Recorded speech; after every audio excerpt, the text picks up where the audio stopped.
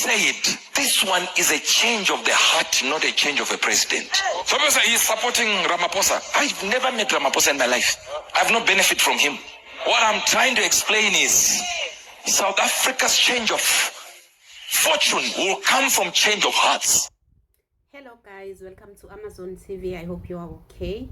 So guys, please don't get me wrong, don't misunderstand me on this one. I'm a believer, I'm a Christian. I love God and respect him so much. I respect men of God, but as a citizen of South Africa, as a concerned citizen, I'm always wondering why our fellow African pastors are always prophesying about South Africa.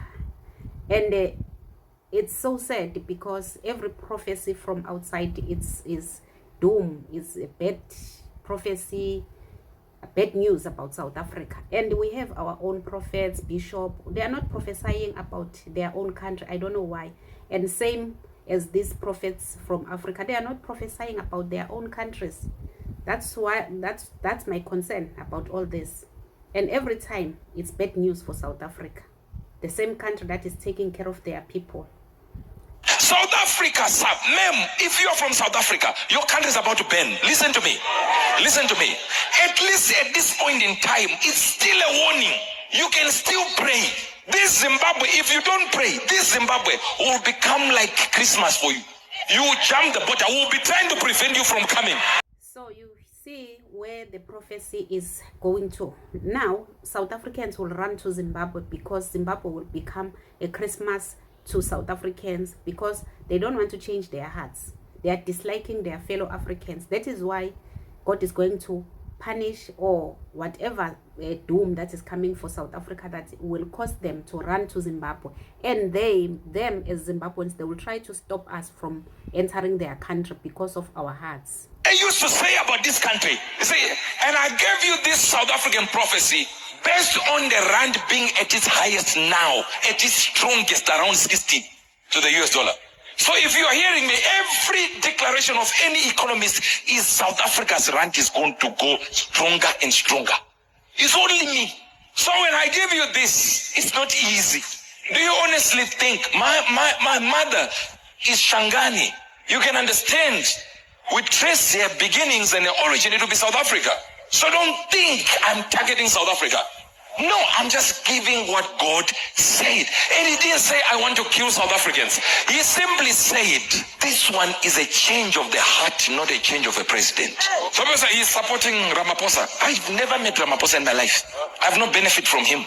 So, Pastor is a Zimbabwean who was all over the place on the Al Jazeera documentary, looting from Zimbabwe. He was one of those who were allegedly looting from Zimbabweans. That is why Zimbabweans are running away from Zimbabwe to South Africa. So what's the difference between South Africans' hearts and their own hearts? Because he is a member of ZANU-PF and he was there as a main character on that documentary that they are looting. That is why Zimbabweans are going through what they are going through right now, because of them. I'm not trying to judge or whatever, guys, please. And I know maybe I will be hating other people because this is the pastor, they are pastor and all this. But as I said earlier, I am a South African who love the country, who love her country. So I cannot just keep quiet to listen to people all the time. They're speaking about my country and the very bad things about my country, the same country that is taking care of all the citizens from their own countries. What I'm trying to explain is South Africa's change of fortune will come from change of hearts. You have looked down upon other Africans, killed many. Listen to this. And I said, God, but it's not all South Africans that killed people. He said it this way: those who approve and give excuses for what is happening are as guilty as those who commit. So, because the reason why you are going through what you are going through as South Africans, the prophecy says it's because you look down on your fellow Africans. That is why you are going through what you are going through right now.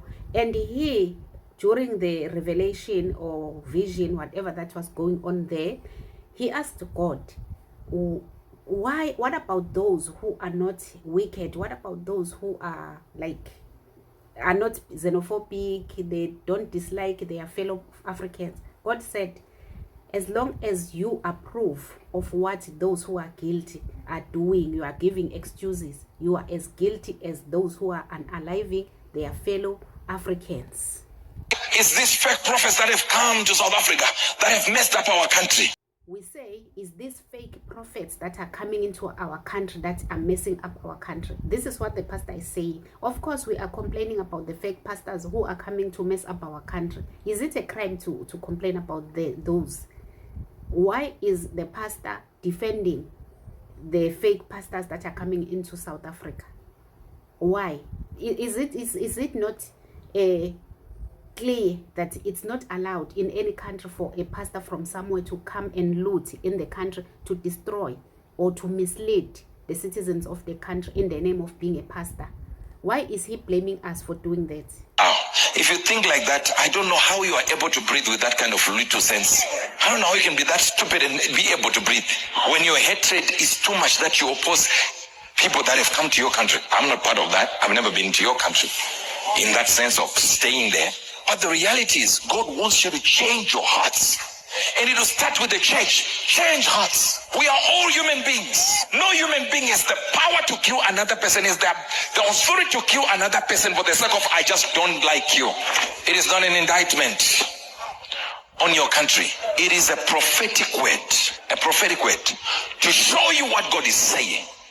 And he simply said, if you don't change your hearts, there is still an if. That means you still can pray. The prophecy I gave 2026 and beyond, not just 2026. It's written there, 2026 and beyond.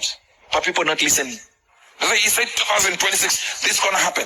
So I was expecting Pastor Obed Angel to ask God, why is he not punishing ZANU-PF for what they are doing to Zimbabweans? But then it's clear he will not ask that, because he is part of those people in a ZANU-PF who are oppressing Zimbabweans, who are causing Zimbabweans to run away from their country, to come to South Africa, to be unalived here, to be disliked here. Who is the cause of all this? Because if South Africans who dislike Zimbabweans or other Africans and unaliving them are guilty, who is guiltier? If there's English like that, who is more guilty? Is it not the person that is causing those people to run away from where they are coming from, to go and being unalived in other countries? So, as I said earlier, Pastor Obed Angel is a lot of things that he is saying. He is blaming South Africans of complaining about fake pastors. He's blaming South Africans about complaining about the influx of other Africans into their countries. But he is not blaming those fake prophets who are coming to South Africa. There's no confirmation that he is fighting for them, because they are genuine. They are not fake, as South Africans say. He is not blaming those government. He is not saying anything that God is angry with the ZANU-PF, is angry with Tinubu, is angry with a Ugandan government. No. He is only angry with the South Africans who are saying, no, it's enough in our country. Go back to your own countries. Why is that?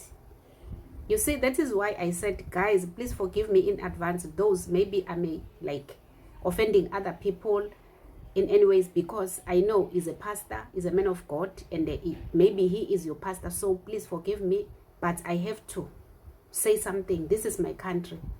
Each and every time they are prophesying bad things about South Africa, why not speaking about what is happening in their own countries? Why are they not praying and focusing that at least God reveal what we can do to change this situation? Which I'm not surprised, because Obed Angel, as I said earlier, he is part of ZANU-PF that is oppressing, that is unaliving Zimbabweans, because as he is speaking about South African unaliving Zimbabweans or other Africans, he is part of unaliving. Zimbabweans won't be unalived by South Africans if their country was functioning very well, if everything was okay. The reason why they are running away from there and come to South Africa and being unalive. It's because of them as the ZANU PF. So guys, thank you so much for watching. Don't forget to state your own views on the comment section, like, share the video and subscribe. Love you guys. Bye.